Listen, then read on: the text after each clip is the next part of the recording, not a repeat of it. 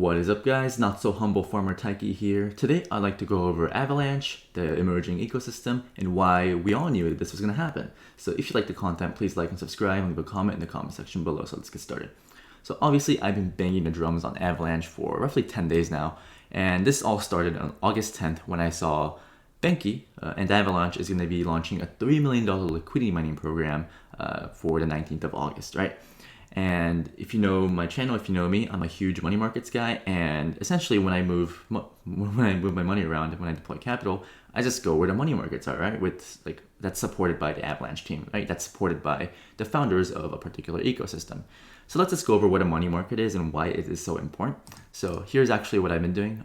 So I've signaled this to you guys, but I bridged my entire Chainlink stack over just so I can use it as collateral.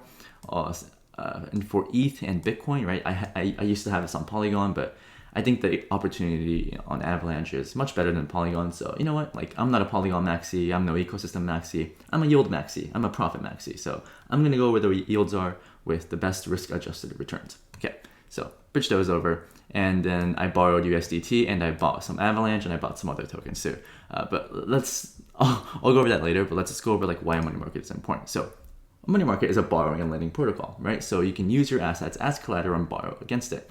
And with the $3 million liquidity mining program, like we're getting paid to borrow and lend. And that's very, very important. So for example, if you deposit Avalanche, right, the AVAX token here, you get paid 1% in Avalanche tokens, right? Because borrowers are paying you to supply capital, but also you're going to be paid key tokens and Avalanche tokens on top of it, right? So you're just getting paid 10% by just putting your Avalanche on BenQi. Same can be said for every other asset, like Bitcoin. I'm being paid like 15%, right? Which is really, really nice. But the more important thing is, sure, these yields are great. And I mean, how can you not, or not financial advice, but how can I not like take advantage of this? The more important thing is like you're getting paid to borrow, right? So there's gonna be so much money flowing into the ecosystem and like so much money thrown around. So for example, if you want to borrow AVAX tokens, you have to pay 5%, right, to the lender. This is the interest rate you pay to borrow, but you also get paid 34% in key tokens and AVAX tokens. So you're getting paid to borrow. So what I've been doing is I've been borrowing USDT, right? So I'm paying 10% interest rate to borrow USDT, but the protocol is paying me 23% paid in key tokens and 11% paid in AVAX tokens, right? So if you go over to the rewards tabs, this is in under 12 hours, but I have a 0.3 AVAX and 300 key. I think key is like 6 cents or something, so not crazy impressive, but it's free tokens, right? And we're being paid to borrow, so why not take advantage? So why am I taking on the risk of, I guess, this not so humble strategy of borrowing dollars and buying AVAX? Well, there's actually a precedent on like what usually happens to these ecosystems when these liquidity mining programs get announced, right? So last night I put out this tweet, going to sleep with a health factor of under 1.5. If you know, you know, right? It's not so humble, not so humble, but sometimes you gotta like expose the inner degen inside you when there's such a plus EV bet, when there's such a really good bet, right? So this is all because there's this new liquidity mining incentive called Avalanche Rush, right? Essentially, the Avalanche team is throwing $180 million into their own ecosystem to, I guess, incentivize liquidity, right? Because before this, there was like no money on Avalanche, right? It was kind of like a ghost chain. However, they're like, okay, like now our ecosystem is ready. So if you bridge your liquidity from ETH or Polygon to Avalanche, we'll literally pay you to be in our ecosystem. So the big thing is $20 million of AVAX will be allocated to Aave, right? So I'll be in this. BenQi is a temporary thing, but I think I'll be going into Aave whenever this thing launches. I think it's launching end of month or something. And $7 million AVAX for Curve, right? So whatever you're receiving on Polygon, on Curve, right, it's probably going to be higher on Avalanche, and definitely it's going to be higher on Avalanche for Aave as well. So there's going to be so much money flowing into the ecosystem. So I first mentioned the humble farmer thesis. Now, if you've been following me, like I say this so often that it's probably annoying, but there is still like new people watching these videos, right? Like people that's into Avalanche that don't know the humble farmer thesis. So let's just go over like what that is and why it's playing out, right? Just don't bet against the humble farmer thesis. Don't bet against money markets. Essentially, the humble farmer thesis says that a good ecosystem needs two things. First, an AMM with good liquidity, with a farm token, And second, a trusted and reliable money market, right? And number two is the most important because anyone can make an AMM, right? It uses fork Uniswap. It's really, really easy. And why it's so important is because, as a yield farmer, like you have to always think about where to deploy your capital. Because we all have fixed amounts of capital. Like we can't just throw our money around in like 10 different ecosystems and like hope it works out. We have to be concentrated on our bets. At least I try to be concentrated in my bets and to make the most to make the most out of my capital, right? And what a money market allows you to do is it allows you to leverage major assets as a liquidity source. So if you go to the overview, like I have my Chainlink, I have my ETH, I have my Bitcoin that I just don't want to sell, right? Because I think it's going to go up and they're in short-term capital gains. So I don't want to sell them, right? But I still want to participate in the Avalanche ecosystem. Well, if I can use it as collateral, borrow dollars against it while being paid to do so, and then participate in the Avalanche ecosystem with these dollars, well, it just means that more liquidity is going to be incentivized to come into Avalanche. And I believe that a money market creates more sticky liquidity that boosts the TVL of the ecosystem. And if you're a whale or an institution, you can easily manage your portfolio there, right? And part two of the humble farmer thesis says that yield farms follow TVL, not the other way around, right? It's kind of like the hot ball of money thesis where, like if you're creating an application, right, would you rather build on Polygon or would you rather build on Avalanche, right? Last week, the answer was for sure Polygon, right? Just because Polygon has more liquidity. And if you're a dev, like there's a higher chance that your app will succeed if you build where the money is. But now that there's a money market, now that Avalanche is announcing all these things, we can expect that more money will flow into the ecosystem, right? And if you want to learn more about the humble farmer thesis, I uploaded this on July 16th, almost 10,000 views. So check it out there. Link will be in the description below. But is the humble farmer thesis playing out? Well, let's check for ourselves. August 19th, right, was when BenQi launched. 334 to 616, right? It literally doubled in one day, right? Humble farmer thesis, don't bet against it. And whenever these things happen, the price of like a bunch of these assets just go up, right? I mean, this thing has doubled. And if you look back on the Matic ecosystem, right? I was talking about, if you go back to my channel, I was talking about like the Alve rewards in like late April to early May. And we saw that like from, let's say May 1st, it went up like 200%. It like tripled, right? I'm not saying Avalanche is going to triple, right? Because I think Avalanche is starting out as a higher market cap. So you have to expect like, I guess, lower returns. However, I do think it's going to play out, right? I do think that, out of Luna, Solana, Avalanche, I think Avalanche is more likely to outperform than the other two.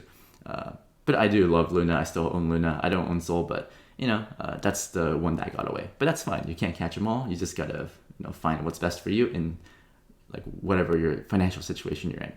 And we see this, right? Like Pangolin and BenQi both joined the $300 million TVL club. Like so much money flowing into the ecosystem. Humble farmer thesis. August 19th, $100 million through the bridge. Today, $240 million, right? So money is flowing into the ecosystem. And generally you just want to deploy capital where there's like more money, right? Because that's the highest chance that you can make money. And congrats to the Avalanche team, the AVAX team, and Eamon. Like you definitely know what you're doing, and you don't want to bet against him, right? Like look at him, right? He's going in for the kill. Okay, so in terms of speculative tokens, right? So I mentioned that hey, like I borrowed 20K, I bought some AVAX, so I bought 15K worth of AVAX, right? Which is up like like 13-14% since yesterday. And with the other 5K, I bought some other token on the Avalanche ecosystem. I'm not going to mention it in this public channel just because I don't want to move markets and all these tokens are low market cap. But, if you want to be curious about like, what is Taiki looking at? What you can do is if you go to CoinGecko and click on Avalanche, there's this button for the Avalanche ecosystem. And now you can look through all of the tokens in the AVAX ecosystem, right? And don't get me wrong, like I'm sure most of these, like they're not going to stand the test of time. They're not going to be like 100x, but like with the humble farmer thesis, there's so much money flowing into the ecosystem and people are just spraying and praying, right? Hoping that, whatever they buy just goes up. And you can see that like essentially everything has gone up, right? I'm more safe, right?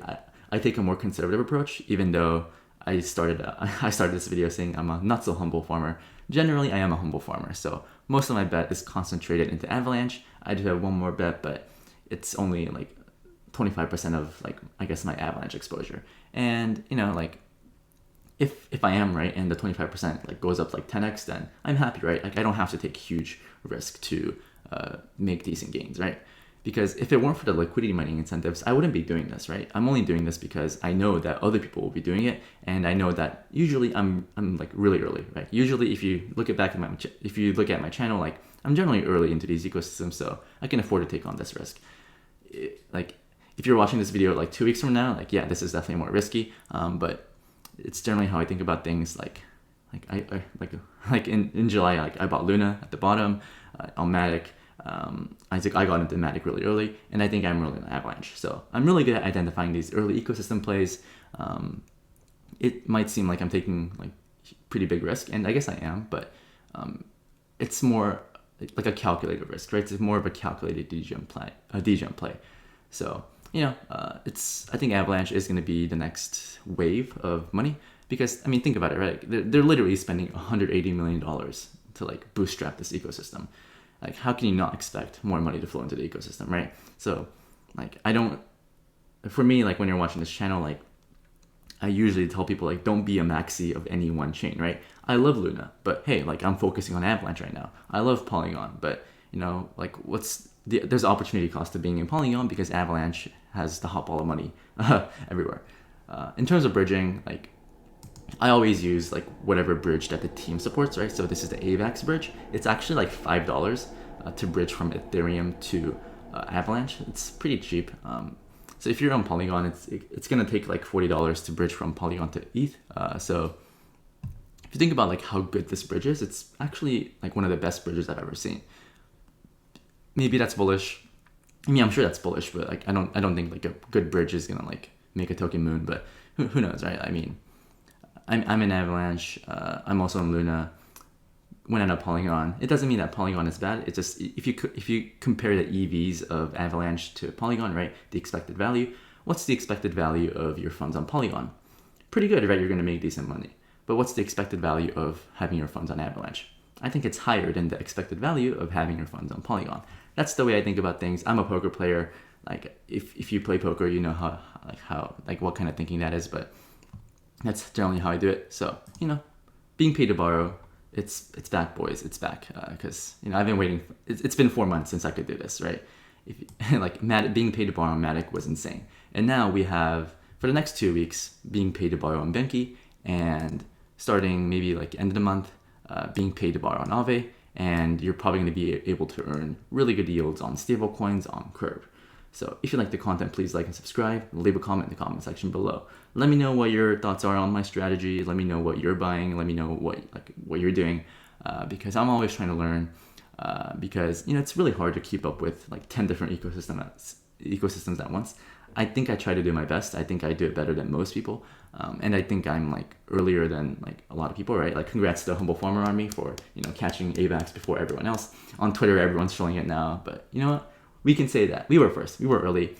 We filled our bags, and now the $100,000 Twitter accounts are showing it for us.